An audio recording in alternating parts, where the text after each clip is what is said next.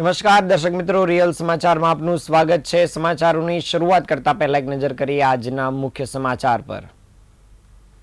સુરતના લાલભાઈ કોન્ટ્રાક્ટર સ્ટેડિયમમાં Indian street premier league રમવામાં આવશે। સુરતમાં 44 જેટલી મેચ રમાશે। હીરાબાનો ખમકાર ફાઉન્ડેશન દ્વારા આજ રોજ 41,000 નોટબુક વિતરણ કરવામાં આવ્યું। રાંદેર વિસ્તારમાંથી શાકભાજીની આડમાં એમડી ડ્રગ્સનું વેચાણ કર્યાનો પર્દાફાશ, પોલીસે એકની કરી ધરપકડ। સુરતની ડાયમંડ હોસ્પિટલ દ્વારા નિઃશુલ્ક તબીબી તપાસ કેમ્પનું આયોજન કરાયું। નવસારીમાં હલકી ક્વોલિટીના મટીરિયલથી બનેલી 50,000 લીટરની ટાંકી લોકાર્પણ પહેલા જ ધરાશાયી થઈ। હર્ષસંઘવીના જન્મદિવસે સુરતમાં સેવાકીય કાર્યક્રમનો ભવ્ય આયોજિત થયા। સેવા સેતુ કેમ્પથી હજારો લોકોને મળ્યો લાભ। સમાચાર વિગતે જોઈએ। આવતીકાલથી 6 ફેબ્રુઆરી સુધી સુરતના લાલભાઈ કોન્ટ્રાક્ટર સ્ટેડિયમમાં ઇન્ડિયન સ્ટ્રીટ પ્રીમિયર લીગ 2026ની 44 મેચ રમાનાર છે। આ ટુર્નામેન્ટની ઓપનિંગ સેરેમનીમાં 200 ડાન્સરનું performance Anupama fame Rupali Ganguly hosting કરવાની છે।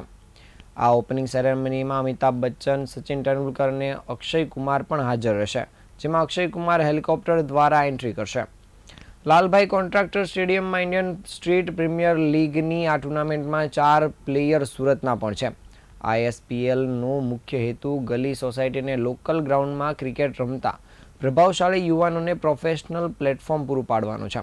આ લીગમાં દેશભરના અલગ અલગ શહેરના ટેનિસ બોલથી રમતા ખેલાડીઓની પસંદગી કરવામાં આવી છે અને કુલ 8 ટીમમાંથી માજી મુંબઈ ટીમના માલિક અમિતાભ બચ્ચન, શ્રીનગર કે વીર ટીમના માલિક અક્ષય કુમાર, જ્યારે અમદાવાદ લાયન્સના માલિક અજય દેવગણ તેમજ ટાઇગર્સ ઓફ કોલકાતાના માલિક એવા સૈફ અલી ખાન તેમજ દિલ્હી સુપર હીરોઝના ઓનર સલમાન ખાન છે। આમાંથી ઘણી સેલિબ્રિટી પોતાના ખેલાડીને પ્રોત્સાહન આપવા માટે સુરત આવી રહ્યા છે। ISPL 10 ઓવરની મેચ છે, જે 5:30 થી 7:30 સુધી અને રાત્રે 8 થી 10 વાગ્યા સુધી રમાશે। મેચ લાઈવ જોવા ટિકિટનો દર 99 થી શરૂ કરવામાં આવ્યો છે અને આ ઇવેન્ટનું ખાસ આકર્ષણ બોલિવૂડના સુપરસ્ટાર અમિતાભ બચ્ચન રહેશે, જેઓ ઇવેન્ટના પહેલા દિવસે ઓપનિંગ સેરેમનીમાં હાજર રહેનાર છે। સાથે અક્ષય કુમારની હેલિકોપ્ટર એન્ટ્રી માટે ખાસ હેલિપેડ તૈયાર કરવામાં આવ્યું છે। આ સાથે સૈફ અલી ખાન, કરીના કપૂર, અજય દેવગણ, સૂર્યા, શિવકુમાર સહિતના અભિનેતાઓની હાજરી જોવા મળશે। ઓપનિંગમાં અંદાજિત 200 ડાન્સરનું પરફોર્મિંગ પણ યોજાશે અને 9 જાન્યુઆરીએ ઓપનિંગ સેરેમનીમાં અનુપમા ફેમ રૂપાલી ગાંગુલી પણ હાજર રહેશે અને આ સેરેમનીનું હોસ્ટિંગ કરશે।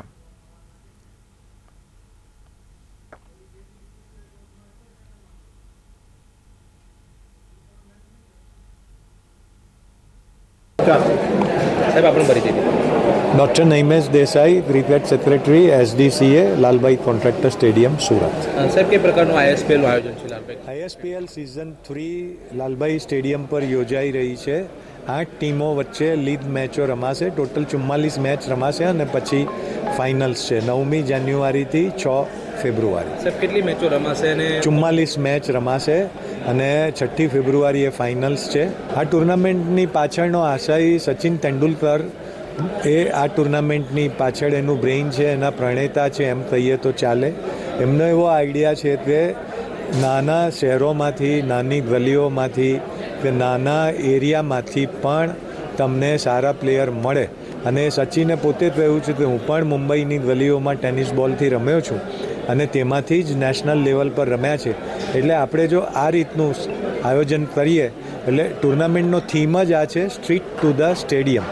એટલે આમાંથી જ તમને સારા પ્લેયર મળે અને પહેલી જે 2 સિઝન રમાઈ તેમાંથી 2 પ્લેયર રણજી ટ્રોફી રમ્યા, એક મુંબઈમાંથી અને એક બિહારમાંથી અને એક પ્લેયર IPLની ટીમમાં પણ પસંદગી પામે। કયા કલાકાર સુરત આવવાનું છે? 9મીએ અમિતાભ બચ્ચન સર અને અક્ષય કુમાર 100% આવવાના છે। સાઉથના જે બંને સ્ટાર્સ છે રામચરણ અને સૂર્યા તે પણ આવનાર છે અને રૂપા ગાંગુલીનો ડાન્સ પરફોર્મન્સ અને એન્કરને એનું એ છે। સચિન સર પણ આવશે। નાયબ મુખ્યમંત્રી હર્ષસંઘવીના જન્મદિવસ નિમિત્તે હીરાબાનો ખમકાર ફાઉન્ડેશન દ્વારા વિશાળ લોકહિતકારી કાર્યક્રમનું આયોજન કરવામાં આવ્યું હતું. આ કાર્યક્રમ 8 જાન્યુઆરીના રોજ યોજાયો હતો, જેમાં શિક્ષણની જનજાગૃતિને કેન્દ્રમાં રાખીને મહત્વપૂર્ણ સેવા કાર્ય કરાયું હતું. કાર્યક્રમ દરમિયાન કુલ 41,000 પુસ્તકોનું વિતરણ કરવામાં આવ્યું હતું. તેની સાથે 41,000 જેટલી સાયબર જાગૃતિ પુસ્તિકાઓનું પણ વિતરણ કરાયું હતું. આ પુસ્તિકાઓમાં સાયબર ફ્રોડથી કઈ રીતે બચવું તેની વિગતવાર માહિતી અને માર્ગદર્શન પૂરું પાડવામાં આવ્યું હતું. ડિજિટલ યુગમાં વધતા સાયબર ગુનાઓને ધ્યાનમાં રાખીને ડિજિટલ સુરક્ષા અંગેની મહત્વપૂર્ણ માહિતી પુસ્તિકાઓમાં સામેલ કરવામાં આવી છે. આ અભિયાન દ્વારા સમાજના દરેક વર્ગ સુધી શિક્ષણ અને સાયબર જાગૃતિનો સંદેશો ફેલાવવાનો પ્રયાસ કરાયો છે. નાયબ મુખ્યમંત્રીના જન્મદિવસને સેવા, સંવેદના અને જનહિતના કાર્ય સાથે ઉજવવાની આ અનોખી પહેલને લોકોએ પણ વખાણી છે અને કાર્યક્રમને વ્યાપક પ્રતિસાદ મળ્યો હતો. ગુજરાતના નાયબ મુખ્યમંત્રી શ્રી હર્ષભાઈ સંઘવી સાહેબનો જન્મદિવસ હતો. એ નિમિત્તે 41મા જન્મદિવસ નિમિત્તે મેં પોતે 41,000 જેટલી બુક વિતરણ અને 41,000 જેટલી સાવચેતીના પગલાં ભરવા માટે જે સાયબર એટેક થઈ રહ્યો છે એના પગલાં કઈ રીતના ભરી શકે, સાયબર એટેકમાં કઈ રીતના લોકોને જાગૃતિ લાવી શકે, એ સંદર્ભમાં પુસ્તકનું વિતરણ કરવામાં આવેલું છે. આની અંદર મારે ખૂબ મોટી એવી ટીમ આની અંદર લાગેલી છે. લગભગ 401 જણા જેટલાનો મને સપોર્ટ છે અને 401 જણા જેટલા અમે આ પુસ્તકની અંદર વિતરણથી લઈ અને છેલ્લે સુધી સાથે છે મારી સાથે. સુરત શહેરમાં નશાના કારોબાર સામે પોલીસે લાલ આંખ કરી છે. શહેરના રાંદેર વિસ્તારમાં આવેલ તાડવાડી શાક માર્કેટમાં શાકભાજીના વેપારની આડમાં ડ્રગ્સનું વેચાણ થતું હોવાની ચોંકાવનારી વિગતો સામે આવી હતી. રાંદેર પોલીસે બાતમીના આધારે ઓપરેશન હાથ ધરીને એક શખ્સને મેફેડ્રોન ડ્રગ્સના જથ્થા સાથે રંગેહાથ ઝડપી પાડ્યો છે. રાંદેર પોલીસને ચોક્કસ બાતમી મળી હતી કે તાડવાડી શાકભાજી માર્કેટ પાસે એક શખ્સ નશાકારક પદાર્થ સાથે ઊભો છે અને આ બાતમીના આધારે પોલીસે દરોડો પાડીને નઝીલ રશીદ સૈયદ નામના ઈસમને પકડી પાડ્યો હતો. આરોપી વ્યવસાય શાકભાજીનો વેપાર કરે છે, પરંતુ તેની પાસેથી પોલીસને શાકભાજીના બદલે જીવલેણ ડ્રગ્સનો જથ્થો મળી આવતા પોલીસ પણ ચોંકી ઉઠી હતી. પોલીસ તપાસમાં આરોપી નઝીલ સૈયદ પાસેથી 17.70 ગ્રામ મેફેડ્રોન ડ્રગ્સ મળી આવ્યું હતું. આ ઉપરાંત પોલીસે તેની પાસેથી રોકડ રકમ સહિતનો મુદ્દામાલ પણ જપ્ત કર્યો છે. સામાન્ય રીતે ભીડભાડવાળા વિસ્તારમાં આવા શાક માર્કેટમાં ડ્રગ્સનું વેચાણ કરીને આરોપી પોલીસની નજરથી બચવાનો પ્રયત્ન કરતો હતો. હાલ પોલીસે આ આરોપી સામે NDPS એક્ટ હેઠળના ગુનો નોંધી આગળની તપાસ કામગીરી આરંભી છે.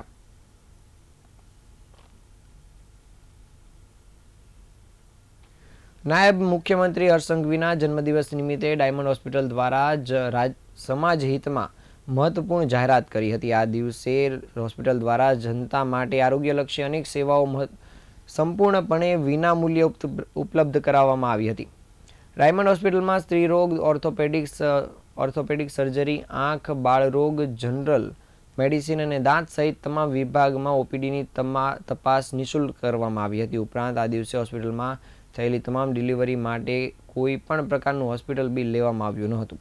ખાસ બાબત એ રહી છે કે જો આ દિવસે કોઈ પરિવારને બીજી દીકરીનો જન્મ થયો હોય તો ડાયમંડ હોસ્પિટલ દ્વારા તેમને દીકરીના ભવિષ્ય માટે 1 લાખ રૂપિયાનું બોન્ડ પણ આપવામાં આવ્યું હતું. આ અવસર પર ડાયમંડ હોસ્પિટલ ખાતે ફ્રી મેડિકલ કેમ્પ તેમજ બ્લડ ડોનેશન કેમ્પનું પણ સફળ આયોજન કરવામાં આવ્યું હતું. હોસ્પિટલની આ માનવીય અને સમાજલક્ષી પહેલને લોકોએ પણ સારો પ્રતિસાદ આપ્યો હતો અને બ્લડ ડોનેશન કેમ્પમાં પણ મોટી સંખ્યામાં લોકોએ ભાગ લઈ પોતાની સામાજિક ફરજ અદા કરી હતી. સુરત ડાયમંડ હોસ્પિટલના દ્વારા ગુજરાત રાજ્યના યુવાન deputy chief minister Shri Harshbhai સંઘવીના 41મા બર્થડેના દિવસે હોસ્પિટલના ટ્રસ્ટીગણ દ્વારા આજના આખો દિવસ OPD ફ્રી રાખવામાં આવી છે. સાથે સાથે મોતિયાના ઓપરેશન ફ્રી, દાંતની સારવાર લેવાનાર આવનાર વ્યક્તિઓને પણ ટ્રીટમેન્ટ ફ્રી આપવામાં આવી રહી છે. જે પણ ડિલિવરી અહીંયા થશે આજના દિવસે એ તમામ લોકોને કોઈ પણ ચાર્જ લીધા વગર ડિલિવરી ફ્રી ઓફ ચાર્જની અંદર કરી દેવામાં આવશે. બીજી દીકરીનો જો જન્મ થશે તો એમને 1 લાખ રૂપિયાના બોન્ડ પણ અર્પણ કરવામાં આવશે. અને સાથે સાથે પટેલ સંઘ દ્વારા બ્લડ ડોનેશનનો કેમ્પનું પણ આયોજન કરવામાં આવ્યું છે. આજે ભાવનગર તખ્તશ્રી હોસ્પિટલ અને લોક સમર્પણ બ્લડ બેંકના દ્વારા આજનો આ કાર્યક્રમ એમના સહયોગથી આ કાર્યક્રમનું આયોજન કરવામાં આવ્યું છે. 500 કરતાં વધારે બ્લડ ડોનેશન કેમ્પ એકત્રિત થાય એની માટેના પ્રયત્નો અલગ અલગ સંસ્થાના દ્વારા અત્યારે થઈ રહ્યા છે અને ખૂબ મોટી સંખ્યામાં લોકો અત્યારે બ્લડ ડોનેશન દેવા માટે આવી રહ્યા છે. હર્ષની લાગણી એ માટે છે કે સુરતની જન્મભૂમિને કર્મભૂમિ બનાવીને ગુજરાત રાજ્યના સુશાસનની અંદર સત્તા સંભાળનાર ડેપ્યુટી સીએમ શ્રી હર્ષભાઈ સંઘવીના જન્મ દિવસે હર ઉલ્લાસ સાથે, ખાસ કરીને ડાયમંડ ઇન્ડસ્ટ્રી સાથે સંકળાયેલા તમામ લોકો આજે એમને સ્વાગત માટે, એમને આવકારવા માટે તમામ લોકો પણ ઉપસ્થિત રહેવાના છે.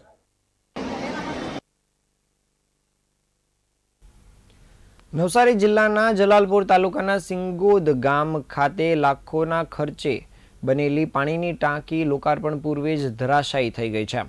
આ ઘટનાથી પાણી પુરવઠા વિભાગની કામગીરી અને ટાંકાની ગુણવત્તા પર સવાલ ઊભા થયા છે. ગ્રામજનોને પીવાનું શુદ્ધ પાણી પૂરું પાડવાના હેતુથી સિંગોદ ગામ ખાતે આશરે 12 લાખ રૂપિયાના ખર્ચે 50,000 લીટરની ક્ષમતાવાળી આ ટાંકીનું નિર્માણ કરાયું હતું. ગત રાત્રિ આ ટાંકી અચાનક તૂટી પડી હતી. તેનું વિધિવત ઉદ્ઘાટન થયું ન હતું તે પહેલાં જ આ ઘટના બની હતી. આ પ્રોજેક્ટનું કામ RBPL નામની એજન્સી દ્વારા કરવામાં આવી રહ્યું હતું. સ્થાનિક ગ્રામજનોએ આક્ષેપ કર્યો છે કે ટાંકીના નિર્માણમાં હલકી ગુણવત્તાના મટીરિયલનો ઉપયોગ થયો હતો. પાણી પુરવઠા વિભાગના અધિકારીઓ દ્વારા કામગીરીનો યોગ્ય ચકાસણીના અભાવના કારણે આ ઘટના બની હોવાનું પણ મનાઈ રહ્યું છે.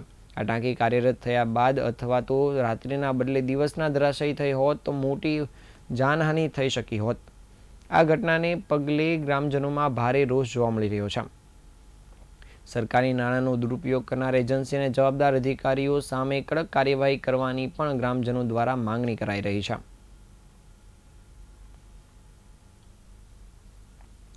સુરત જિલ્લામાં નાયબ મુખ્યમંત્રી હર્ષ સંઘવીના જન્મદિવસ નિમિત્તે વિશેષ કાર્યક્રમોનું આયોજન કરાયા છે. ત્યારે વધુ એક સેવાકીય કાર્યક્રમનું પણ આયોજન કરવામાં આવ્યું હતું. ઉમરા સ્થિત કોમ્યુનિટી હોલ ખાતે વિશાળ સેવા સેતુ કેમ્પ યોજાયો હતો, જેમાં નાગરિકોને સરકારી યોજનાઓ અને દસ્તાવેજી સેવાઓ હેઠળ એક જ સ્થળે ઉપયોગી થઈ શકે તે પ્રકારનું આયોજન કરવામાં આવ્યું હતું. કેમ્પમાં આધાર કાર્ડ, આવકનો દાખલો, રેશન કાર્ડ, વિધવા સહાય યોજના, Ayushman Bharat card, senior citizen card, નિધિ યોજના, જાતિનો દાખલો તેમજ ઈ શ્રમ કાર્ડ જેવી મહત્વપૂર્ણ સેવાઓ ઉપલબ્ધ કરાવવામાં આવી હતી. મોટી સંખ્યામાં લાભાર્થીઓએ હાજરી આપી આ સેવાનો લાભ લીધો હતો. નાયબ મુખ્યમંત્રીના જન્મદિવસને લઈ સુરત શહેરના અલગ અલગ વિસ્તારમાં અનેક સેવાકીય કાર્યક્રમો યોજાયા હતા, જેમાં સામાજિક સંગઠનો અને કાર્યકર્તાઓએ ઉત્સાહભેર ભાગ લીધો હતો. આ દરમિયાન ડેપ્યુટી CM હર્ષ સંઘવીએ મહત્વપૂર્ણ નિવેદન આપ્યું હતું કે ગૌ હત્યારાઓ સામે આગામી દિવસોમાં વધુ સખત કાર્યવાહી કરવામાં આવશે. મારો સંકલ્પ એ છે કે આ વર્ષે ગૌ હત્યા કરનારાઓને કડક સજા અપાવવામાં આવશે. તેમણે વધુમાં જણાવ્યું હતું કે મહિલા અને બાળકીઓ ઉપર થતા અત્યાચારના કેસોમાં ફાસ્ટ ટ્રેક કોર્ટ મારફતે ઝડપથી ન્યાય આપવાનો તેમનો દ્રઢ સંકલ્પ છે. ડ્રગ્સ દૂષણ ફેલાવનાર એક વ્યક્તિ સામે કડક કાર્યવાહી કરવામાં આવશે તેમ પણ તેમણે જણાવ્યું હતું. ગુજરાતભરમાં ગઈકાલે પોલીસ દ્વારા 8 જેટલા સફળ ઓપરેશન પાર પાડવામાં આવ્યા હોવાનું જણાવતા ડેપ્યુટી CMએ પોલીસ તંત્રને અભિનંદન પણ પાઠવ્યા હતા.